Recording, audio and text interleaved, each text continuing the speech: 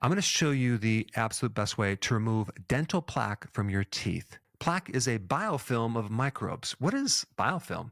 It's like a calcium igloo around a group of microbes, and they build this calcium shell to protect themselves.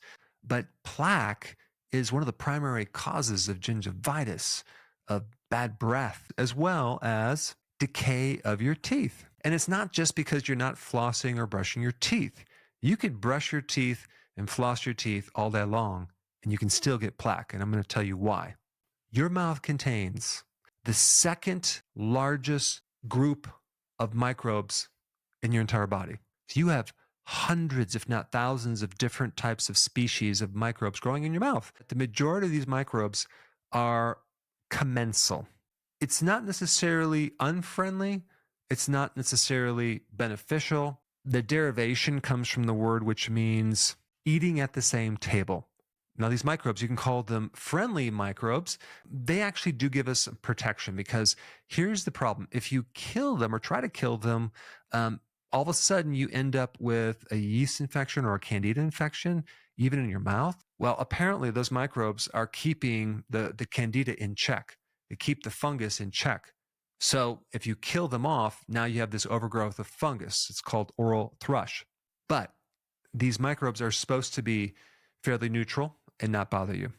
Plaque develops when this commensal friendly relationship changes to an unfriendly relationship called a pathogenic relationship. And I don't know if you've ever had this happen in your life where you had a friend that turned on you. Well, this is the same situation. These biofilms develop under stress. Okay, what kind of stress? Well, a lot of things can stress them out. You eating the wrong foods, eating a lot of sugar, smoking, alcohol, antibiotics. I already mentioned that. Now, is there any type of, chemicals that maybe mimic an antibiotic in your mouth? The answer is yes. The main chemical in mouthwash, for example, which is called chlorhexidine. And if you look at the side effects, it increases acidity. It increases the risk of decay. What about fluoride that's in all your toothpaste? It's in the water supply. Wow, I did a little deep dive on that. Check this out. Fluoride has been around for 60 years. There's never, ever been any randomized control studies on fluoride in the water supply. The FDA recognizes fluoride as a drug. If you look in the back of your toothpaste, it'll say, keep out of reach of children. Do not ingest.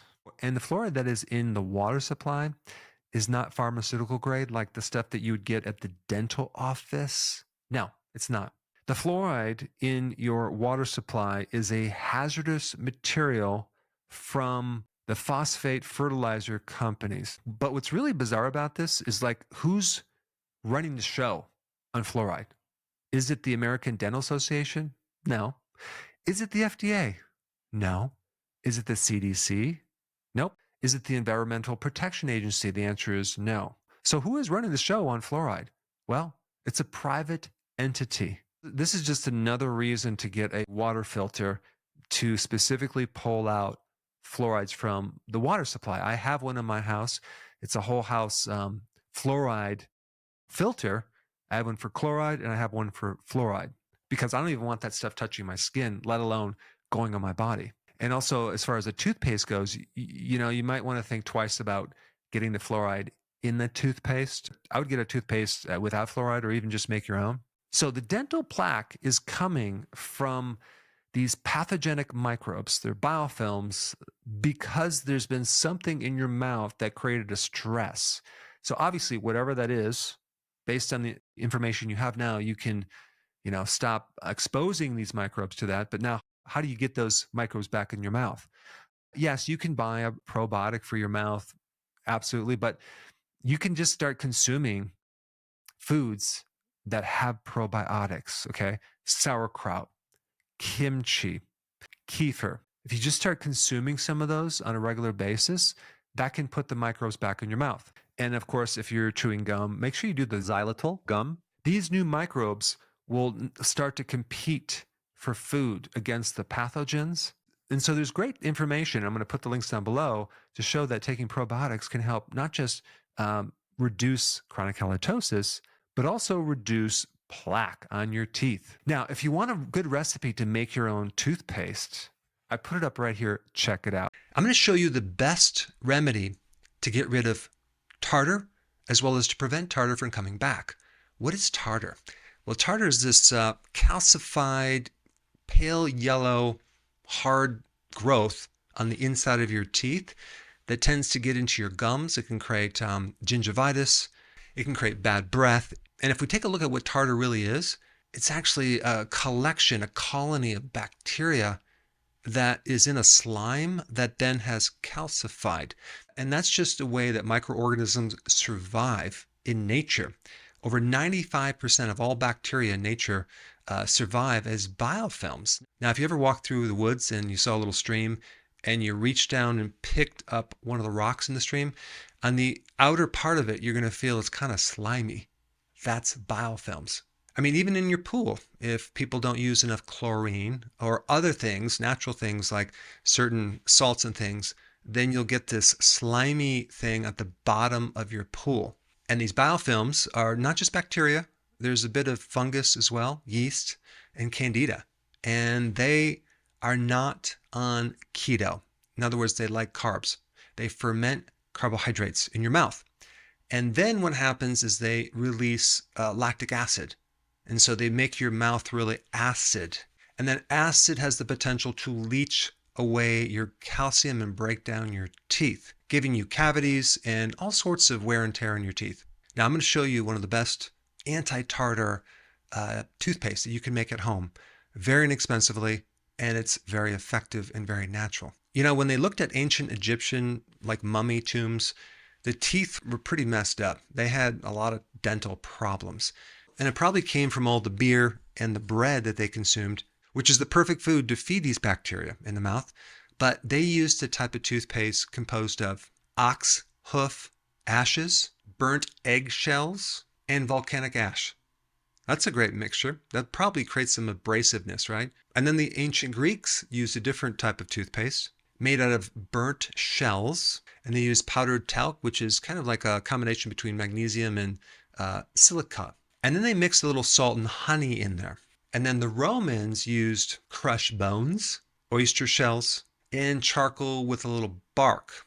So the problem I see with that formula, it's a bit abrasive and it can wear down your teeth. So this formula is very non-abrasive. You have clove oil, peppermint oil, or cinnamon oil, or turmeric powder. So in a little container, you can just put like 3 drops of one of these, or like a little pinch of turmeric if you want to use that. Now, the next thing you're going to put in this little container, okay, is hydrogen peroxide. All you need is like 1/4 of a teaspoon, which is about 1.25 milliliters. Now, the interesting thing about hydrogen peroxide is that your body makes it to actually kill bacteria and microbes. So you're not giving something that the body doesn't know what it is. And hydrogen peroxide is a very potent antimicrobial that inhibits biofilms. The next thing you're going to use is baking soda. Now, I know what you're thinking. You're thinking, wow, that's pretty gritty. It's going to be invasive. But in actuality, it has a very low abrasivity, which is basically the ability to be abrasive. There's this metric or this scale called the relative dentin. It's kind of like a layer right underneath the outside of the tooth. So it's relative dentin abrasivity. Basically, it gives you kind of a rating system to know how much something could, break down part of your teeth. And baking soda is a 7, okay? A 7. Compare that to regular toothpaste, which is between 70 and 250. So baking soda is actually not going to grind down your teeth.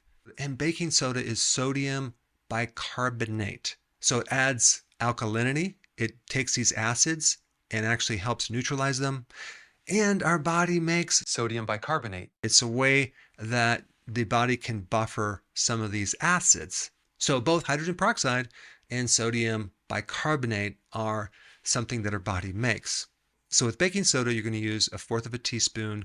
Then you're going to add either raw honey or manuka honey. But just add 1/4 of a teaspoon, not very much. But the key is it has to be raw, or else you're just basically killing off the things that are anti-biofilm. Now, raw honey also has hydrogen peroxide in it. Now, manuka honey doesn't have the hydrogen peroxide, but it has some other things that regular raw honey doesn't have a large amount of to address this problem. Then you're going to add a half a cup of water, which is 118 milliliters of water. And then you're going to mix everything out real nice. So then you're going to brush your teeth with it with a soft bristle toothbrush. This way we can preserve the teeth, kill off this film that is developing into tartar, and you want to do that twice a day. As a side note, vitamin K2 has some interesting research that may also inhibit the formation of tartar. It's kind of a mixed review, but I have heard reports from quite a few people that swear by it, and they notice that the inside of their teeth are nice and smooth when they take this K2, which has a purpose of directing calcium into the bone and out of the soft tissues. Now, since vitamin K2 is so new and so important, you should probably learn more about it, and I put a video up right here. Check it out.